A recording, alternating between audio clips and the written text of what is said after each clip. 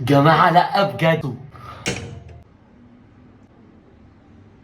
هنسيبه يغلي بالظبط لمدة 5 دقايق أو أقل، أحسن تسيبوه 5 دقايق.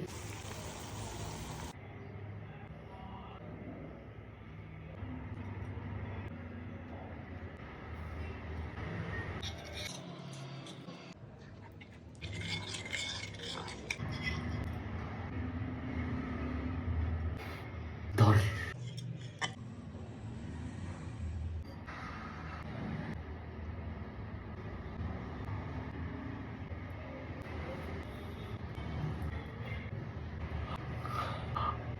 جماعة لأ بجد، بصوا بشرتي بتلمع ازاي، هنا الهالات السوداء خفت شوية. اقسم بالله مش كلام ولا كذب، ده الماسك الوحيد فعلا بيفرق معايا، مفيش حد جربه الا لما فرق معاه جدا.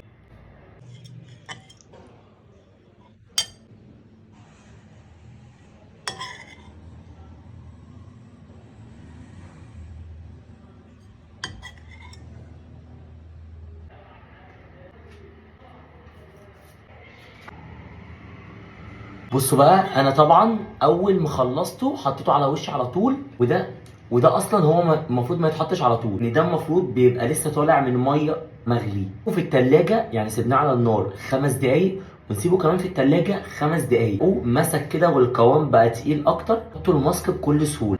واحسن حاجه برضه على وشي برضه زي ما هو كده، بصوا، ومش بيوقع بقى عليكم ولا الكلام ده. عايز اقول لكم حرفيا الماسك بتاع النعومه مش طبيعيه، عشان تصدقوا ان هو هيخلي وشكم فلتر. بس انتوا بتزعلوني، ما عملوش لايك للفيديو ده ولا حتى سبسكرايب. بدلعكم في الماسكات، حطيت على الرقبه كلها وعلى وشي كله، هشوف النتيجه وهوريها لكم. مش حته على وشنا فاضيه الا الحته اللي عند العين بالظبط دي، ما نجيش جنبها. المناخير وحوالين المناخير، هنا برضو وهنا تمام.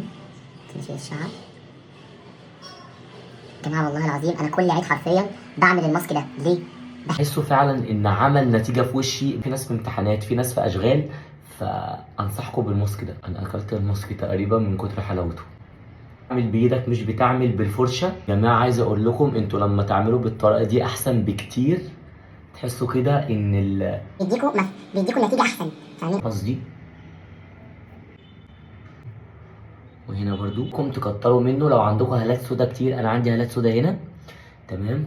3 دقايق او اقل. لا هنغسل، واهم حاجه ما ننشفش وشنا الا بمناديل. الماسك العيد اللي هيخلي وشك فلتر ومرايه، حرفيا مش هيبقى فيه ولا عيب، من اول الحبوب لحد الهالات السود. 3 مكونات بس عندك في البيت وبنفس القوام الاحمر. تخيلوا النتيجه دي تبقى هي النتيجه اللي بتلمع دي. بصوا يا جماعه البشره بتلمع ازاي. جماعه لا بجد، حاجه ما تنساش تعمل لايك واكسبلور وصلي على النبي، ويلا بينا بسرعه. الحاجه كانت هنسيبه يغلي بالظبط لمده 5 دقايق او اقل، احسن تسيبوه 5 دقايق.